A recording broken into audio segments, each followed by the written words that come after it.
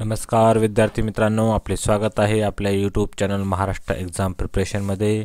तर मित्रांनो, महाराष्ट्र लोकसेवा आयोग, Maharashtra public service commission MPSC यांच्यातर्फे महत्त्वाचे अपडेट आहे। मित्रांनो, तुम्ही बघत असाल स्टेट सर्व्हिस मेन्स एक्झामिनेशन 2022 ते रिझल्ट प्रसिद्ध करण्यात आलेला आहे। सोबतच बघा मित्रांनो, त्यांनी एक महत्त्वाची नोटिफिकेशन पण जाहीर केलेली आहे। तर या संदर्भात आपण पूर्ण डिटेलमध्ये या व्हिडिओमध्ये बघणार आहोत। तर बघता मित्रांनो, 18 जानेवारी 2024 ची ही नोटिफिकेशन आहे। राज्य सेवा मुख्य परीक्षा 2022 सर्वसाधारण गुणवत्ता यादीबाबत। तर पूर्व परीक्षा जाहिरात क्रमांक 45/2022 आणि मुख्य परीक्षा जाहिरात क्रमांक 99/2022 या संदर्भात बघा महत्त्वाचे अपडेट आहे। राज्य सेवा मुख्य परीक्षा 2022 या परीक्षेची गुणवत्ता यादी, सर्वसाधारण गुणवत्ता यादी वेबसाईटवर प्रसिद्ध करण्यात आलेली आहे। बघा मित्रांनो, ही यादी फक्त निवड तात्पुरत्या स्वरूपाची आहे।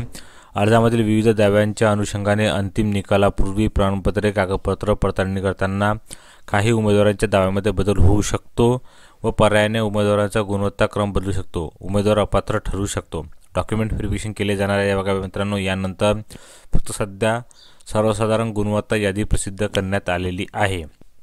आता विद्यार्थ्यांना काय करायचे आहे बघा मित्रांनो, विद्यार्थ्यांना त्यांचा पोस्ट प्रेफरन्स चेक जो आहे तो सिलेक्शन करायचा आहे।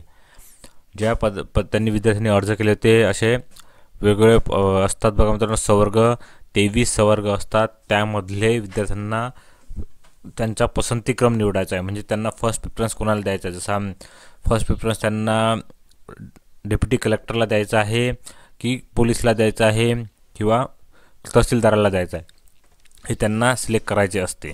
तर त्याकरता बघा मित्रांनो, ऑनलाईन जी फॅसिलिटी आहे ती मेन्यूमध्ये दिनांक 22 जानेवारी 2024 दुपारी 2 वाजतापासून तर 29 जानेवारी 2024 पर्यंत सुरू राहणार आहे।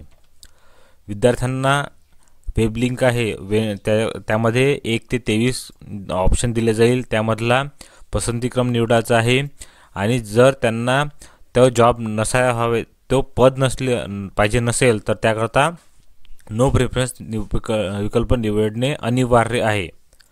त्यानंतर बघा मित्रांनो, ज्या विद्यार्थ्यांना 1 ते 23 मधील पसंतीक्रम निवडताना विद्यार्थ्यांनी त्यांनी दिलेल्या पसंतीक्रमानुसारच सर्व पदांवरील निवडीकरता विचार केला जाणार आहे विद्यार्थ्यांचा।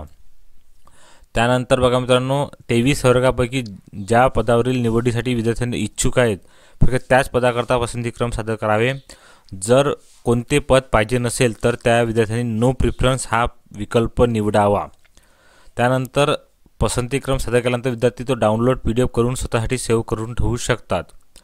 बाकी बघा मित्रांनो, जर तुम्ही आता तुम्ही जो सिलेक्शन आहे प्रोसिजरमध्ये जो 23 वर्गापैकी किंवा जे तुम्हाला सिलेक्शन करायचं आहे ते जर आता केलं नाही, नंतर जर तुम्हाला चेंज करायचं असेल तर त्याची कोणतीही परिस्थितीत मान्यता केली जाणार नाही त्या विनंतीबाबत। बाकी जर तुम्हाला काही प्रॉब्लेम असल्यास तुम्ही या नंबरवर कॉल करून विचारू शकता। रिझल्ट बघता मित्रांनो, तुम्ही बघत असाल सर्वात अगोदर तुमचा रोल नंबर, नंतर टोकन नंबर, कॅन्डिडेट नेम दिलेला आहे, जेंडर दिला आहे, ॲप्लिकेशन कॅटेगरी दिलेली आहे, डोमिसाइल दिला आहे, कुठचे आहे, महाराष्ट्रातले आहे का, नंतर तुमचे Marathi English objective GS1 GS2 GS3 GS4, नंतर रायटिंगचे पूर्ण मार्क, त्यानंतर इंटरव्ह्यूचे मार्क, असे टोटल तुमचे फुल मार्क त्यांनी यामध्ये दिलेले आहेत। या PDF ची लिंक तुम्हाला डिस्क्रिप्शन बॉक्समध्ये मिळून जाईल। त्यावर जाऊन तुम्ही क्लिक करून तुम्ही पूर्ण डाउनलोड करू शकता व तुमचे नाव असल्यास आपल्या कमेंट बॉक्समध्ये नक्की सांगा। सर्वांना ऑल द बेस्ट, धन्यवाद।